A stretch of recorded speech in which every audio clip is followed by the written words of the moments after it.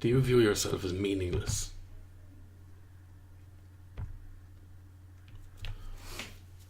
The reason I ask this is that one's metaphysical worldview can and must influence a person's view of themselves and of human beings as a whole. For example, if one believes that the universe is made of fragments of material which came into existence as a result of a meaningless event that happened at random, and which subsequently led to, over the course of billions of years, man, the meeting and matching of mutating of cells randomly combining to eventually lead to the seemingly sophisticated being we know as human beings, then one is pretty much bound to assume that the current result of this process is itself meaningless and random, namely people. And if you speak with people today, you might find that they do indeed hold to this view, or at least pay lip service to it. However, if one is to watch these same people live their lives and interact with others, one can hardly be criticised for assuming that the way they live those lives is in stark contrast to the metaphysical view they have of the world. To give an example, in holding to the materialist worldview, that we are just an accumulation of random cells which are solely occupied with the reproduction of our genes, and that there is no purpose or telos to the universe or man, then how can one explain people's desire for fun, for love, for aesthetic pleasure, or our imaginations, and so on? There is an explanation that can be offered by those who hold this view, and be something like the fact that these acts are there to aid in the person becoming more attractive to the opposite sex, and thus furthering our ability to procreate. And while I'm not attempting to minimize or negate the powerful drive which is in humans for sex and towards creating a family, I do offer that this explanation may be a little weak. Furthermore, this evolutionary explanation for human behavior can easily be viewed as a rationalization after the fact, as anything which is occurring in humans can be answered by simply stating that it benefits evolution, and any behavior which could be viewed as a counter to this claim can be rationalized by stating that these things like suicide, addiction, celibacy, self-destructive, kind of anti-life behaviors and traits in humans, that they're merely evolutionary dead ends and will be weaned out of the gene pool as evolution kicks on. But needless to say, like, my purpose isn't here to argue against or to destroy or whatever, or negate this worldview. It's to kind of look at, I suppose, more positively look at a different view, and that is one of meaning, the question of meaning in human beings, and I suppose exactly what we measure meaning against. Because if we're not to focus on the world as meaningless and humans as meaningless, we're to kind of go the other way and presuppose that there is meaning, then how do we measure this? Is there inbuilt in human beings a standard of perfection or harmony by which we gauge whether a thing is worthy of meaning or whether a thing is beautiful? In particular, how is it we come to judge something in the external world in terms of beauty, the feeling and wonder of awe? What is this, and can it be explained if we're just cells and atoms registering clumps of atoms from out there to in here, the external world, to the internal, through our eyes and through cells known as rods and cones, etc.? Are we missing out on something? Is there a question that we're skipping over? And if there is no innate or universal principle of beauty, then how is it that we come to appreciate beauty? And of course, particularly these days, one may argue that beauty is subjective. Like, there may be a couple of problems with this view.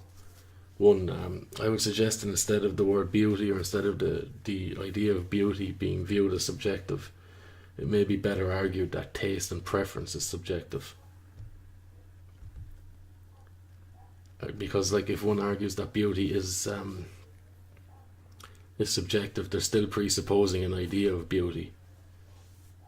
And regardless of what one attributes the term beautiful to, others could easily understand what the person means by beautiful, although they may disagree with the designation of that term to the item that the person chose, they're still speaking of beauty and the idea of it. Now, if we have an innate measure by which we either singly or collectively measure beauty in the external world, then does it not follow that we have this standard by which we measure beauty in ourselves and thus in others? And if this is the case, then could this not go a bit of the way towards explaining emotional and psychological maladies? And how do we measure ourselves against others? And are we really doing that? Like, do I measure up if we see someone that we term beautiful or towards perfection? How do we measure ourselves against that? Are we measuring our idea of our own beauty against someone else's?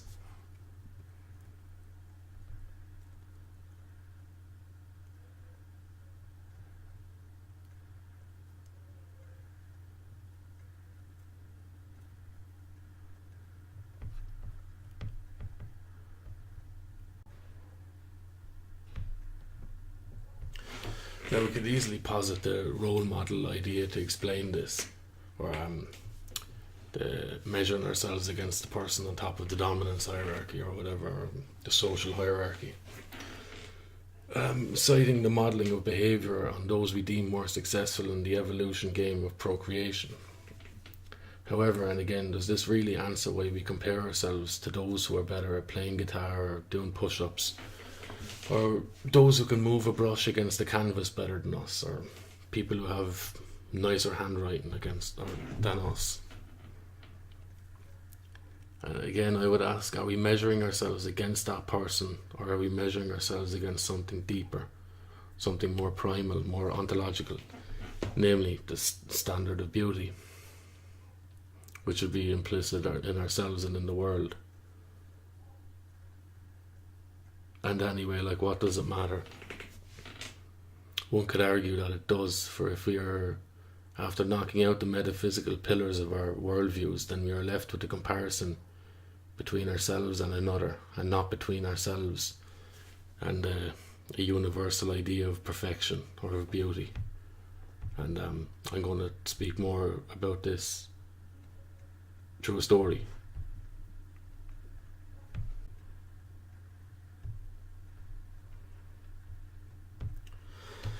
The story I'm going to talk about is an ancient Irish myth.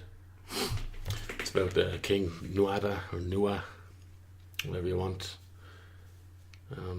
He was the king of a people known as the Tuatha Danann, or the Tuatha De Danann, an ancient kind of godlike people who inhabited Ireland. And they encountered another tribe of people on Ireland called the Fir Bolg, and there was a battle for ownership of Ireland. And in that battle, Nuada, he lost an arm. And because of after the battle, because of the loss of his arm, he also lost his title as king, because no ruler was allowed any blemish. Imperfection wasn't allowed in a ruler. But over time, Nuada, he was fashioned another arm, a prosthetic arm, if you will. It was made of silver, and because of this, he's allowed to take his throne again. But when he lost his title, another guy named Brez, or Bray, if you want, he took the throne, and he kind of suppressed the Tuatha De Danann. And when Nuada got his arm back, the silver arm, he eventually got a human arm back. But he got into another battle with these people and another guy named Balor of the Evil Eye. And before this battle, a guy named Liu came to Nuada's court, and he was apparently a man of many talents, or a god, a multi-talented god. So, recognizing this, Nuada stepped down from his throne, and he gave the throne either permanently or temporarily to Liu before the battle. So he was going to step down to allow Liu to lead his people into war. Nuada was consequently killed in that battle. But that's the story we're going to focus on. And even though it is a myth, you can look at it as a people remembering some kind of lineage. So you can take this as literally that these people existed, that these battles happened, and you can just take it as a kind of semi-historical thing, or you can look at it from another angle. Remember, in one of my previous videos I was talking about the singularity of view and how it can help to look at things from look at things as multifaceted ideas. So we're going to look at this story and how it relates to the meaning and beauty and our desire towards growth and perfection.